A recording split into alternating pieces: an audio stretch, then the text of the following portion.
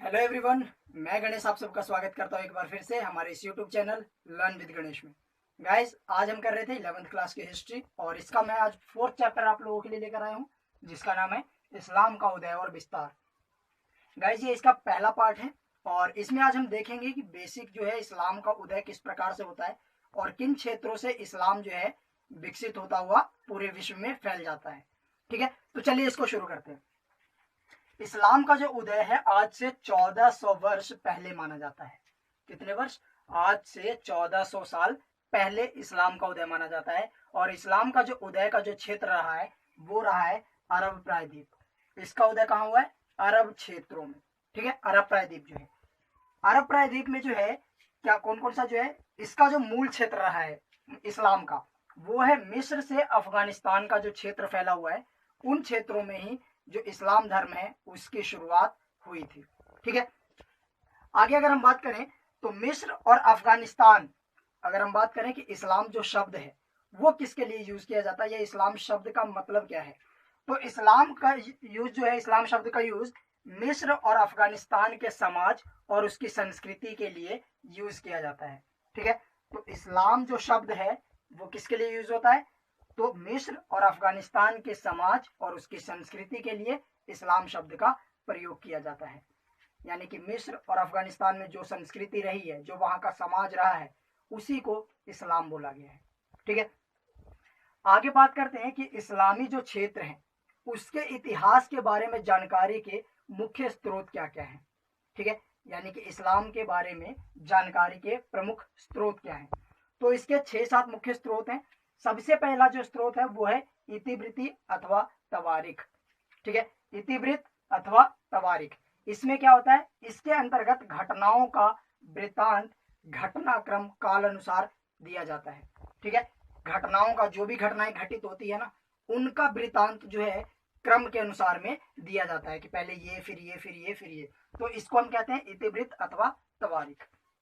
दूसरा जो है, दूसरा स्रोत ऐतिहासिक एवं अर्ध ऐतिहासिक कृतियां, जिसके अंतर्गत जीवन रचित, जीवन चरित, जिसको हम सीरा बोलते हैं। ठीक है, इसमें किसी व्यक्ति की जीवनी को शामिल किया जाता है। इसके अलावा पैगंबर के कथन और उनके कृत्यों के अभिलेख जो है, पैगंबर द्वारा जो भी कथन बोले गए हैं या उनके द्वारा जो भी काम किया गया है और उनकी जो अभिलेख बनाए गए ना, वो जो है ऐतिहासिक एवं अर्ध ऐतिहासिक कृतियों में शामिल किया जाता है। इसके अलावा कुरान के बारे में जो टीकाएं लिखी गई है वो भी इसमें शामिल की जाती है। जो पैगंबर के कथन रहे हैं या पैगंबर की जो कृतियां रही है उसको हम कहते हैं हदीथ, और कुरान के बारे में जो टीकाएं लिखी गई है उसको बोला जाता है तफसीर। क्लियर है? तो यहाँ पर अगर हम देखें तो इस्लामी क्षेत्रों के इतिहास के बारे में जानकारी के स्रोतों में एक तो इतिवृत्ति अथवा तवारीख, दूसरा ऐतिहासिक एवं अर्ध ऐतिहासिक कृतियां, तीसरा जो आता है प्रत्यक्षदर्शी वृत्तांत, जिसके अंतर्गत हम अखबारों को शामिल करते हैं। जो अखबार जो है, जो चीजें घटनाएं दिखती है उसी का अवलोकन, उसी का वर्णन जो है अखबारों में किया जाता है, इसलिए इसको बोला गया प्रत्यक्षदर्शी वृत्तांत। इसके अलावा दस्तावेजी प्रमाण, ये भी जो है एक इस्लामी जो क्षेत्र है उसके बारे में जानकारी का एक महत्वपूर्ण मुख्य स्रोत रहा है। ठीक है, इसमें जो है कानूनी दस्तावेज वगैरह, सरकारी डॉक्यूमेंट जो है वो भी शामिल इसमें किया जाता है। इसके अलावा प्राचीन इमारतें, इस्लामी धर्म के बारे में जो है जो भी प्राचीन इमारतें रही हैं उनसे भी हमें जानकारियां प्राप्त होती है।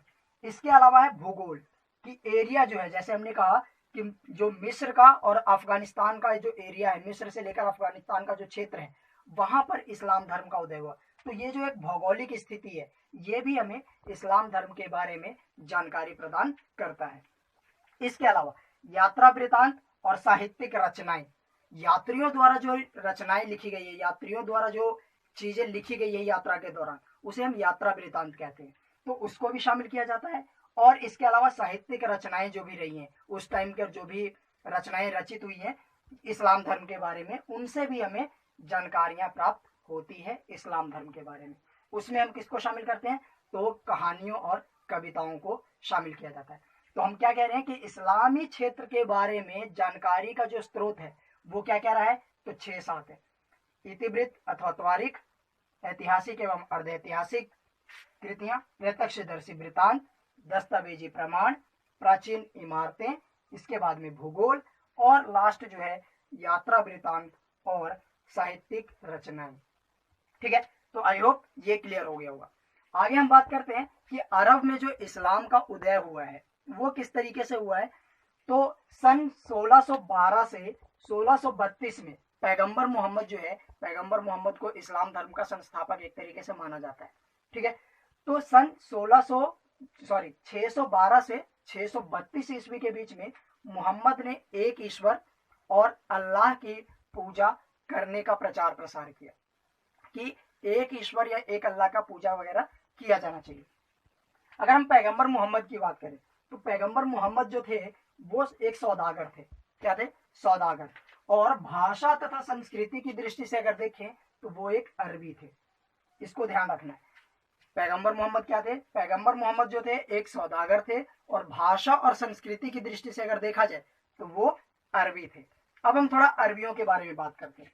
अरब जो लोग थे वो कबीलों में बटे हुए थे। कैसे बटे हुए थे? कबीलों में। वो कबीलों में रहते थे, ग्रुप बनाकर, झुंड बनाकर। प्रत्येक कबीले का नेतृत्व एक शेख द्वारा किया जाता था। जो भी कबीला होता था उसका नेतृत्व या उसका नेता जो होता था उसको हम शेख कहते थे। क्या कहते थे? शेख। जो कुछ हद तक पारिवारिक संबंधों के आधार पर, लेकिन ज्यादातर जो चुनाव होता था उनका शेखों का, वो होता था व्यक्तिगत साहस, बुद्धिमत्ता एवं उदारता के ऊपर।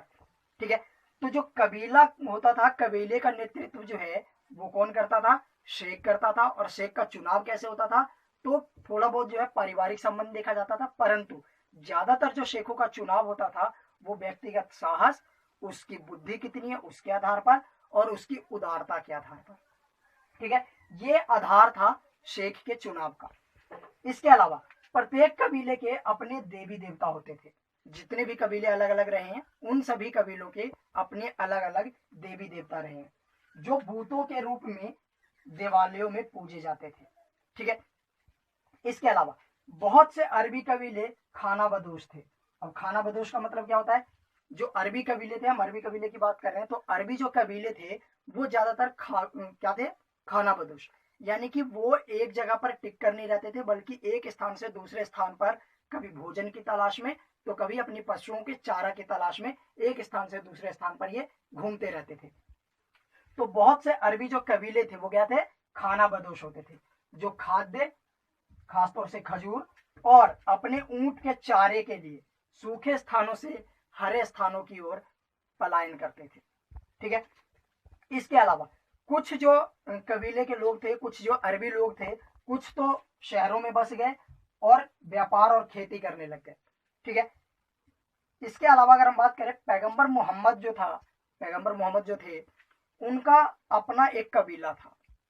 ठीक है, हम अरबी लोगों की एक बात कर रहे हैं, तो अरबी लोग जो है वो कबीले में रहते थे, और कबीले का जो हेड होता था, जो नेतृत्व करता था, उसको शेख कहा जाता था। और उसका चुनाव कैसे होता था? तो उसका चुनाव थोड़ा बहुत जो है पारिवारिक संबंध देखा जाता था, लेकिन ज्यादातर चुनाव जो है व्यक्तिगत साहस, बुद्धिमत्ता और उसकी उदारता को ध्यान में रखकर शेख का चुनाव किया जाता था। वही अगर हम देखें तो पैगंबर जो थे उनका भी एक अपना कबीला था, और उनके कबीला का नाम क्या था? तो कुरैश। ये ध्यान रखना, बहुत ज्यादा इंपॉर्टेंट है कि पैगंबर मोहम्मद किस कबीले से संबंधित थे? तो वो कुरैश से संबंधित थे। और ये जो कुरैश था वो मक्का में था, और वहां के धार्मिक स्थल पर उनका नियंत्रण था। जो कुरैश कबीला था वो कहाँ था? मक्का में। और वहां का जो धार्मिक स्थल था उसके ऊपर, जो काबा था, उसके ऊपर इनका नियंत्रण था। मक्का में स्थित काबा वहां का मुख्य धार्मिक स्थल था, जो घनाकार आकृति का था, और सभी मुस्लिम इसे पवित्र मानते थे और इसकी यात्रा करते थे। जो काबा था, काबा की यात्रा करना जो है वो क्या कहलाता था? हज कहलाता था। पैगंबर मोहम्मद का जो था अपना एक कबीला था जिसे क्या कहा जाता था? कुरैश। जिनका मक्का में, जो कुरैश जो कबीला था वो कहाँ था? मक्का में था, और वहां पर उनका जो धार्मिक स्थल था उसके ऊपर इनका नियंत्रण होता था। ठीक है, मक्का में स्थित जो काबा था वहां का मुख्य धार्मिक स्थल था, जो क्या था? घनाकार आकृति का था। क्या था? घनाकार आकृति का। और सभी मुसलमान इसे क्या मानते थे? पवित्र मानते थे। ठीक है, अगर हम मक्का की बात करें कि मक्का कहाँ पर स्थित है, तो यमन और सीरिया का जो व्यापारिक जो केंद्र है, उसी रास्ते के ऊपर जो है, चौराहे पर जो है ये स्थित है। कहाँ पर? यमन और सीरिया के बीच में जो व्यापारिक जो मार्ग है उसके चौराहे पर मक्का स्थित है।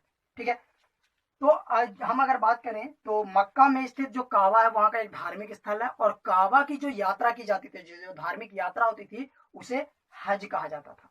क्या कहा जाता था? हज। ठीक है, काबा को एक ऐसा पवित्र स्थल माना जाता था जहां हिंसा वर्जित था और सभी यात्रियों की सुरक्षा दी जाती थी यहाँ पर। ठीक है, तो काबा काबा की यात्रा जो है वो हज कहलाता था, और हज जो है एक पवित्र, एक तरीके से ऐसा स्थान था जहां पर हिंसा जो है वो एक तरीके से वर्जित था, मना था, और जितने भी यात्री वहां पर जाते थे उन सबकी सुरक्षा का जिम्मा जो है वहां के लोगों का होता था। ठीक है, तो ये तो था थोड़ा सा अभी इंट्रोडक्शन कि इस्लाम जो धर्म है वो किस तरीके से उदय होता है और किन क्षेत्रों में इसका विस्तार रहा है प्रारंभ में। ठीक है, आगे की वीडियो में हम मोहम्मद पैगंबर से संबंधित चीजों को देखेंगे। ठीक है, तो चलिए मिलते हैं हम नेक्स्ट वीडियो में, तब तक के लिए बाय बाय।